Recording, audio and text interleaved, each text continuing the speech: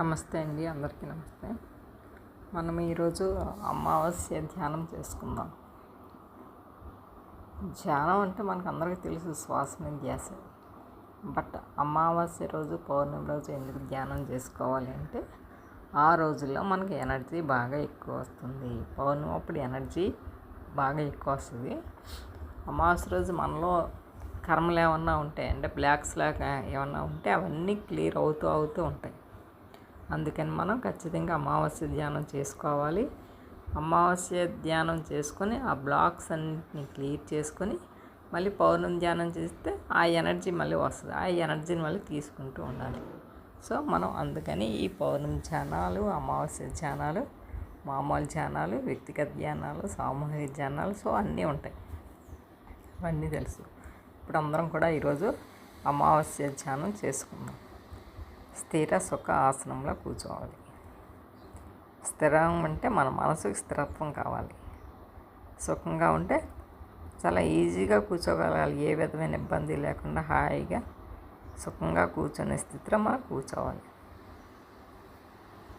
అందుకని శరీరానికి సుఖంగా ఉండాలి, మనసు స్థిరత్వంగా ఉండాలి. ఆ రెండింటి ప్రకారం కూర్చోవాలి.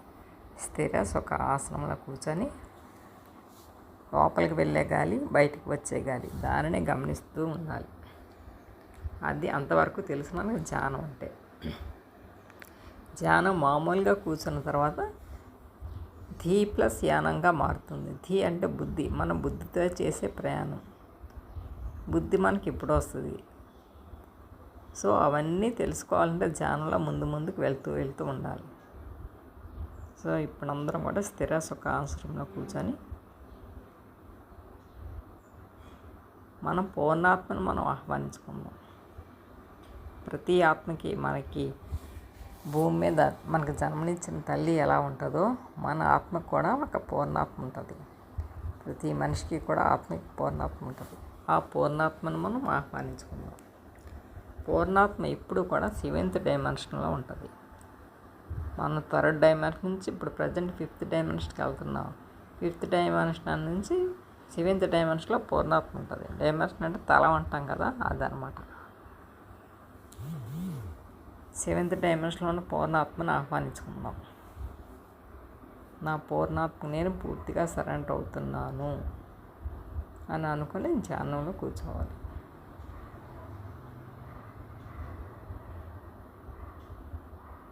మన చుట్టూ కూడా ఒక కాంతి వలయం ఉన్నట్టు ఊహించుకోండి. ఆ వలయంలో మనందరం కూడా కూర్చొని ధ్యానం చేస్తున్నాం. ఈ అమావాస్య ధ్యానం చేస్తున్నాం. ముందుగా మనం అందరినీ కూడా ఆహ్వానించుకుందాం. మన గురువులను అందరినీ ఆహ్వానించుకుందాం. ముందు మనకి ప్రజెంట్ మనకి ధ్యానం చెప్పిన ధ్యాన గురువు పత్రిజీ గారిని, స్వర్ణమాల పత్రిని ఆహ్వానించుకుందాం. అలాగే సృష్టికర్త బ్రహ్మ, సరస్వతి, విష్ణుమూర్తి లక్ష్మీదేవి, శివుడు, పార్వతి, అంటే త్రిమాతలు, త్రిదేవులు, వాళ్ళందరినీ కూడా ఆహ్వానించుకుందాం. వినాయకుడిని ఆహ్వానించుకుందాం. శ్రీకృష్ణ పరమాత్ముని, సప్తఋషుల్ని, సంబల మాస్టర్స్ని, హిమాలయ యోగుల్ని, పరమ గురువుల్ని అందరినీ కూడా ఆహ్వానించుకుందాం. వాళ్ళందరూ కూడా మనతో వచ్చి ధ్యానం చేస్తున్నారు అన్నట్టు ఊహించుకోండి.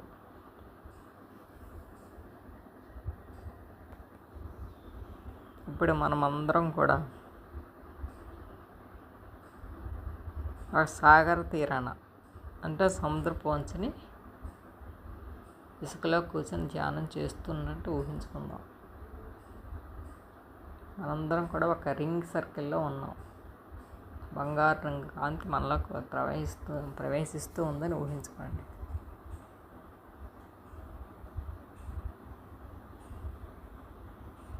అలాగే ఆర్కిటోరియన్స్ని, సిరియన్స్ని,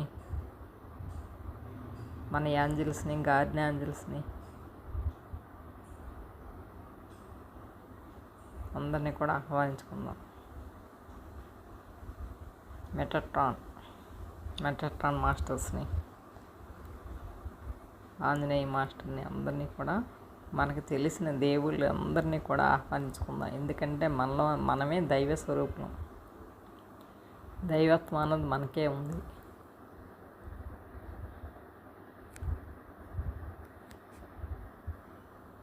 మనకి మామూలుగా అమావాస్య ఎందుకు వస్తుందో తెలుసు. అమావాస్య భూమికి సూర్యుడికి మధ్య చంద్రుడు వస్తుంది రోజు అమావాస్య. చంద్రుడు అలా రొటేషన్ అవుతూనే ఉంటాడు. అంటే భూమి సూర్యుని చుట్టూ తిరుగుతుందని చెప్తారు కదా, అలాగనమాట.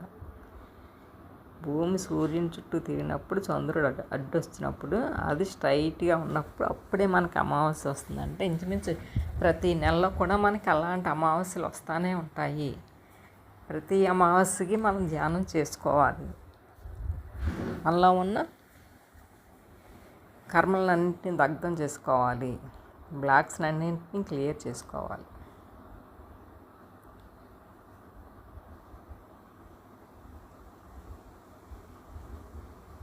ఆ బ్లాక్స్ని ఎప్పుడైతే క్లియర్ చేసుకున్నామో మన కర్మలు దగ్ధమవుతూ ఉంటాయి. జ్ఞానాగ్ని దగ్ధ కర్మాణం అన్నారు.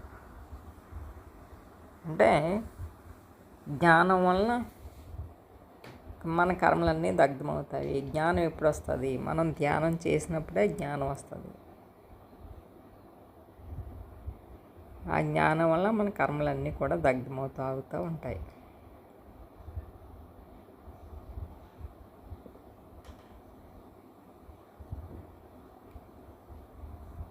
మన ఊహే వాస్తవం అవుతుంది. భావనే బ్రహ్మాస్త్రం. ఈ రెండు కూడా మనకి రావాలంటే మన శ్వాసని మనం ఉపయోగించుకోవాలి. రామబాణంలా ఉపయోగించుకోవాలి శ్వాసని.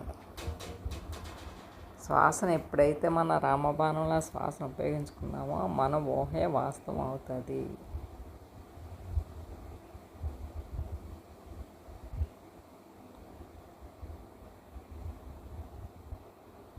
అమావాస్య రోజు ధ్యానం చేస్తున్న ఎనర్జీస్ అన్నీ మనలోకి పూర్తిగా వస్తున్నట్టు ఊహించుకోండి.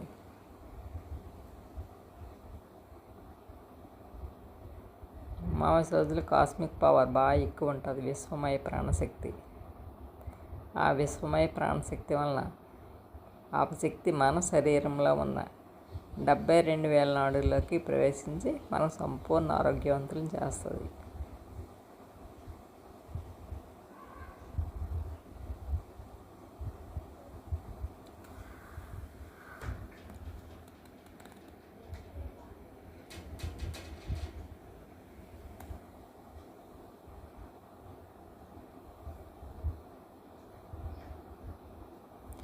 శుద్ధీకరణ, మానసిక శారీరక శుద్ధీకరణ కూడా జరుగుతూ ఉంటుంది. 72,000 నాడుల్లోకి విశ్వశక్తి ఎప్పుడైతే వెళ్ళిందో మన శరీరంలోని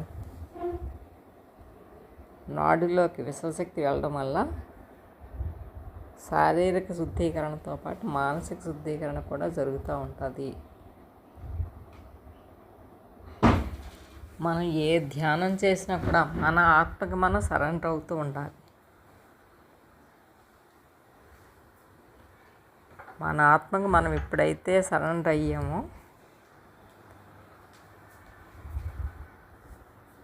మనలో నెగిటివిటీస్ అన్నీ కూడా పూర్తిగా పోతుంటాయి. ఎందుకంటే భూమి మీద మనం ఎంత నేర్చుకున్నా కూడా మన ఆత్మ ద్వారా వచ్చిందే మన కరెక్టు.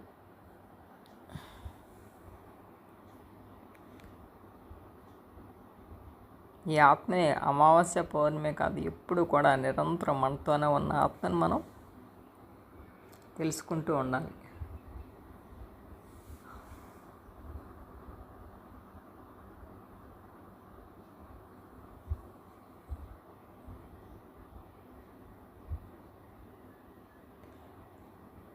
మన పూర్వీకులు చేసిన కర్మలన్నీ కూడా ఈ అమావాస్య ధ్యానం వల్ల పూర్తిగా తొలగిపోతాయి.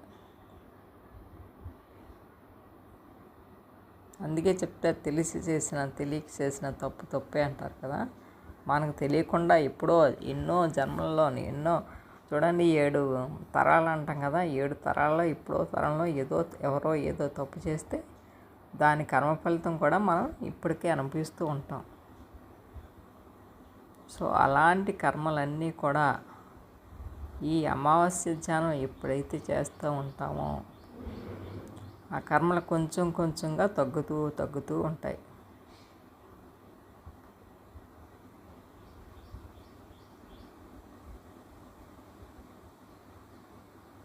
అలాగే కార్మిక్ బోర్డ్ మెంబర్స్ అంటారు. కార్మిక్ బోర్డ్ మెంబర్స్ వాళ్ళని కూడా ఆహ్వానించుకుంటే వాళ్ళు మన కర్మల్ని తీసివేస్తూ ఉంటారు.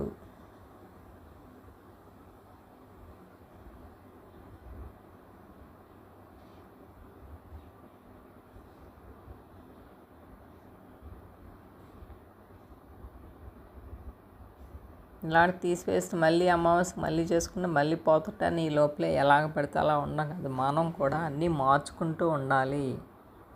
మన ఆలోచనలు మార్చుకోవాలి, ఆహారం మార్చుకోవాలి. అవన్నీ కూడా ఆచరణలో పెడుతూ పెడుతూ ఉంటే మనకు తెలియకుండానే మన కర్మలన్నీ కూడా దగ్ధమవుతూ ఉంటాయి. మన కర్మలు ఉంటాయి, మామూలుగా కర్మలు ఉంటాయి. సంచిత కర్మలు ఉంటాయి, ప్రారబ్ధ కర్మలు ఉంటాయి, ఆగామి కర్మలు అనేవి ఉంటాయి. ఈ ఆగామి కర్మలు అనేవి మనం ఎప్పుడైతే ధ్యానంలోకి వచ్చామో, ధ్యానం చేస్తూ చేస్తూ ఉన్నామో ఈ ఆగామి కర్మలు అనేవి మనకి రావు. సంచిత కర్మలు ఉంటాయి, ప్రారబ్ధ కర్మలు ఉంటాయి. సంచిత కర్మలు అంటే మనం ఎప్పుడో గత జన్మలో ఎప్పుడో చేస్తున్నట్టు ఉంటాం, చేసి మాకు తెలియదు. అవి అందులో కొన్ని మటుకు మనం భూమి మీదకి వచ్చినప్పుడు మనం తెచ్చుకుంటూ ఉంటాం. అందులో కొన్ని ప్రజెంట్ మనం అనుభవిస్తాం, కొన్ని తెచ్చుకుంటాము, కొన్ని అనుభవిస్తుంటాం. ఈ అనుభవించే వాటినే ప్రారబ్ధ కర్మలు అంటాం. అంటే ముందు, ప్రారబ్ధం అంటే ముందు ఎప్పుడో చేసుకున్నది అనమాట. ఆ కర్మలన్నీ కూడా మనం అనుభవిస్తాం, ప్రారబ్ధ కర్మలు. సంచిత కర్మలు అంటే తెచ్చుకున్న కర్మలు. అందుకే తెచ్చుకున్న కర్మలు పుచ్చుకున్న కర్మలు అంటాం. పుచ్చుకున్న కర్మలే మనం ప్రజెంట్ అనుభవిస్తూ ఉంటాం. ఇలాంటి కర్మలన్నీ కూడా ఇలాంటి ధ్యానాలు చేయడం వల్ల, పౌర్ణమి ధ్యానం, అమావాస్య ధ్యానం అలాంటివన్నీ చేయడం వల్ల పూర్తిగా తగ్గిపోతూ ఉంటాయి. అలాగని ఏది ఒక్కసారి అయిపోదు. అన్నప్రాసన రోజు ఆవకాయ అన్నం తిందామంటే అవ్వదు. సో నెమ్మదిగా ఒక్కొక్కటి మన బ్లాక్ని క్లియర్ చేసుకోవాలి. ఎన్నో తెచ్చుకుంటాం, గత జన్మల్లో ఎన్నో తెచ్చుకుంటాం. వాటిని కార్మిక్ బోర్డ్ మెంబర్స్ అన్నవాళ్ళు కట్ చేస్తూ ఉంటారు. మన కర్మలన్నింటినీ కూడా పూర్తిగా కట్ చేస్తూ ఉంటారు. ఎప్పుడు మనం సరి అయిన ధ్యానం చేసినప్పుడు మాత్రమే ఇవన్నీ జరుగుతూ ఉంటాయి.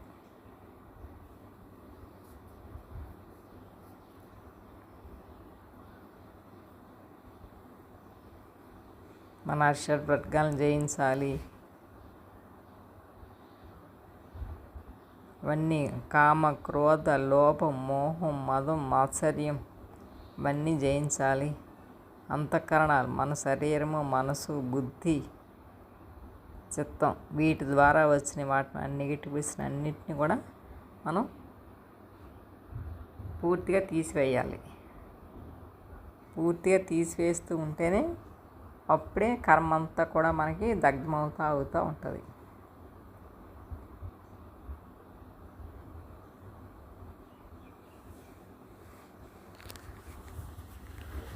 ఈ కర్మ అన్నది ఎప్పుడైతే దగ్ధమవుతుందో మనలో సంచిత కర్మలు, ఆగామి కర్మలు అవన్నీ కూడా పూర్తిగా పోతూ ఉంటాయి. సో ధ్యానం ఎప్పుడైతే చేసామో మనకి ఈ ఆగామి కర్మ అన్నది అసలు రాదు. ధ్యానం చేస్తే ఆగామి కర్మ అన్నది రాదు. ఎందుకంటే ఇప్పటి వరకు ఎలా ఉన్నామో ఏంటో మనకు తెలియదు. ఎప్పుడైతే ధ్యానంలోకి వచ్చామో మనం ఎలా ఉండాలి, మన మనసుని ఎలా మార్చుకోవాలి, ఈ రకంగా ఉంటే అలా జరుగుతుంది. సో ఇవన్నీ మనకు తెలుస్తాయి. మనం ఆధ్యాత్మికంగా ఇంకా ముందుకు వెళ్తుంటాము. అందుకే చెప్తారు, గురోర్వాక్యం ఆచరణీయం. ఒక గురువు చెప్పిన మాటను మనం ఎప్పుడూ పూర్తిగా వినాలి.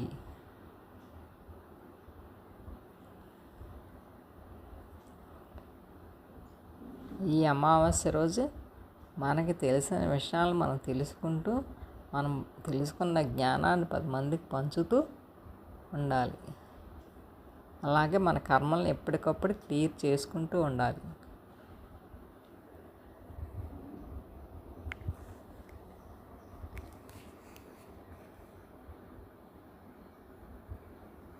అందుకే భగవద్గీతలో చెప్తారు, యస్మాత్ మరతి రేవస్య ఆత్మతృప్తిచ్చ మానవ, ఆత్మైన ఆత్మ సంతుష్ట తస్య కార్యం న విద్యతే అని చెప్తారు. అంటే యస్య అంటే ఎవరైతే, ఎప్పుడైతే తరతి రేవస్య ఆత్మతో ఉంటారో, యస్మాత్ మరతి రేవస్య ఎప్పుడైతే ఆత్మతో ఉంటారో, ఆత్మతృప్తిచ్చ ఆత్మతోనే తృప్తి పొందుతూ ఉంటారో, ఆత్మైన ఆత్మలో సంతుష్ట ఆత్మతోనే ఉంటారో, ఆత్మతోనే సంతృప్తి పడతారో, ఆత్మ అన్నీ చేస్తుంది, నేనేమీ చేయలేదని ప్రతి విషయానికి ఆత్మ మీద ఎవరైతే డిపెండ్ అయ్యి ఉంటారో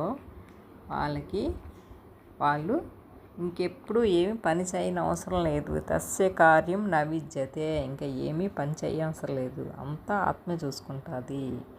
వాళ్ళ యోగక్షేమం అంటారు కదా, కృష్ణ పరమాత్మ యోగక్షేమం వహామ్యహం అంటారు కదా, వాళ్ళందరినీ నేనే చూసుకుంటాను. అంటే ఏంటి, మనం ఎప్పుడైతే ఆత్మస్వరూపంగా మారామో, ఎప్పుడు ఆత్మతోనే కలిసి ఉన్నామో అప్పుడే అవన్నీ జరుగుతాయి.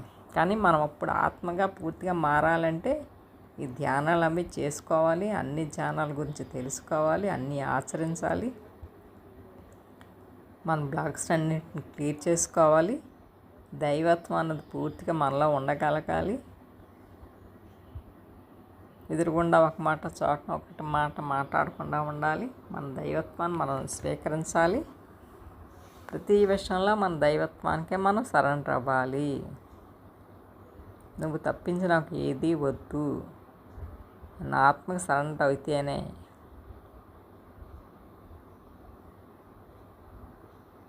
సో ఈ అమావాస్య ధ్యానం వల్ల ఇవన్నీ కూడా మనకు వస్తాయి. ఎందుకంటే మనలో ఉన్న బ్లాక్స్ ఓన్లీ అమావాస్య ధ్యానం ద్వారా క్లియర్ అవుతూ ఉంటాయి. ప్రతిసారి ఎనర్జీ తీసుకుంటాం. పౌర్ణమి ధ్యానం వల్ల మనకి ఎనర్జీ తీసుకుంటాం. ఎనర్జీ తీసుకున్నా సరే మనలో ఉన్న బ్లాక్స్ క్లియర్ అవ్వకపోతే ఆ ఎనర్జీ, వచ్చిన ఎనర్జీ మన దగ్గర నిలబడదు. పౌర్ణమి ధ్యానం ద్వారా ఎనర్జీ తీసుకుంటాం. ఆ ఎనర్జీ మన దగ్గర ఉండాలి అంటే ఈ అమావాస్య ధ్యానం కూడా చేసి మన కర్మల్ని క్లియర్ అవుట్ చేసుకోవాలి. ఎప్పటికప్పుడు వాషౌట్ చేసుకుంటూ ఉంటేనే మనకి అమావాస్య ధ్యానం ద్వారా కర్మలన్నీ క్లియర్ అవుతూ ఉంటేనే అప్పుడు శక్తి అన్నది లోపలికి వస్తుంది. ఆ శక్తి ఏంటి, మన ప్రాపంచికంగా, శారీరకంగా, మానసికంగా అభివృద్ధి చెందడానికి బాగా ఉపయోగపడుతుంది. అటువంటి శక్తి మనం తీసుకుంటూ ఉండాలి. అందుకే మనకి ఈ మధ్య అంతా అమావాస్య ధ్యానాలు పెట్టారు. ఒక 4-5 సంవత్సరాల నుంచి చేస్తున్నారు అమావాస్య ధ్యానం. ఇంతకుముందు పిఎంసీలో, మన పిఎస్ఎస్ఎంలో ఓన్లీ పౌర్ణమి ధ్యానాలే ఉండేవి. అంటే ఎంత ఎనర్జీ వచ్చినా మనకి బ్లాక్స్ క్లియర్ అవ్వడం లేదు. కాబట్టి ఈ అమావాస్య ధ్యానాల ద్వారా మనం బ్లాక్స్ క్లియర్ అవుట్ చేసుకోవాలి. క్లియర్ అవుట్ చేసుకుంటేనే మన ఎనర్జీ మన దగ్గర ఉంటుంది. అప్పుడే పిఎస్ఎస్ఎం ముందుకు వెళ్ళగలదు అన్న భావంతో ఈ అమావాస్య ధ్యానాలన్నీ చేస్తున్నారు. సో మనము కూడా ప్రతిసారి, ప్రతి పౌర్ణమికి, అమావాస్యకి కూడా క్రమం తప్పకుండా ధ్యానం చేసుకుంటూ మనలో ఉన్న బ్లాక్స్ని, అంటే అడ్డంకుల్ని, అవరోధాలని, అడ్డంకుల్ని అన్నీ అధిగమించి మంచి స్థాయిలో ఉండగలగాలి.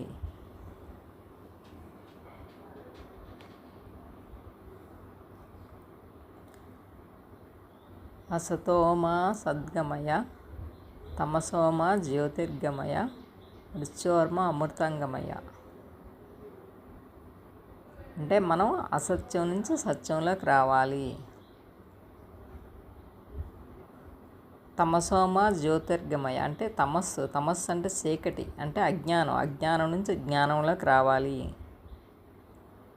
మృత్యోర్మ అమృతంగమయ, మృత్యోర్మ అంటే మనకి మృత్యుభయం ఉంటుంది. మనకి రోగాలు, బాధలు, కష్టాలు, కన్నీళ్ళు అన్నీ ఉంటాయి. అందులోంచి శాశ్వతంగా బయటికి రావాలి, అమరత్వంలోకి రావాలి. అమరత్వం అంటే ఏదో మనకు మరణం లేని స్థితి అని కాదు. అంటే సంపూర్ణ ఆరోగ్యంగా సుఖవంతమైన సంతోషకరమైన జీవితంలోకి రావాలి. ఈ రకంగా 3 ఉంటాయన్నమాట. అసతోమ సద్గమయ, తమసోమ జ్యోతిర్గమయ, మృత్యోర్మ అమృతంగమయ. గమయ అంటే ప్రయాణం. ఓ భగవంతుడా, నన్ను అజ్ఞానం నుంచి జ్ఞానంలోకి, చీకటి నుంచి వెలుగులోకి, మృత్యువు నుంచి అమరత్వంలోకి నన్ను నడిపించు అని భగవంతుని ప్రార్థిస్తున్నారన్నమాట. తదాస్తు తదాస్తు తదాస్తు. మూడు సార్లు. ఎందుకంటే భూలోకం, భౌర్లోకం, సువర్లోకం ఈ 3 లోకాలలో ఉన్న శక్తులన్నీ కూడా మనకి కోఆపరేట్ చెయ్యాలి. అందుకే తదాస్తు అంటారనమాట 3 సార్లు. ఓకే అండి, థ్యాంక్ యూ. 5 4 3 2 1 0. మీ చేతులు 2 తీసి కళ్ళ మీద పెట్టుకోండి. 5 4 1 3 2 0. ఓకే అండి, థ్యాంక్ యూ. నెమ్మదిగా మీ కళ్ళ 2 విప్పి అరచేతులను చూసుకోండి. అరచేతులను చూసుకుంటే అందులో మనకి మా అమ్మ భక్తిభావం ఉన్న వాళ్ళైతే కరాగ్రే వసతి లక్ష్మి, కరమధ్యే సరస్వతి, కరమూలే తూ గౌరీశ ప్రభాతే కరదర్శనం అనుకోవచ్చు. లేకపోతే నెమ్మదిగా మీ 2 చేతులు తీసి కళ్ళ మీద పెట్టుకొని నెమ్మదిగా కళ్ళు విప్పండి. ఓకే అండి, థ్యాంక్ యూ. ఈ అమావాస్య ధ్యానం చేసినందుకు. ఓకే అండి, థ్యాంక్ యూ వెరీ మచ్ అందరికీ కూడా.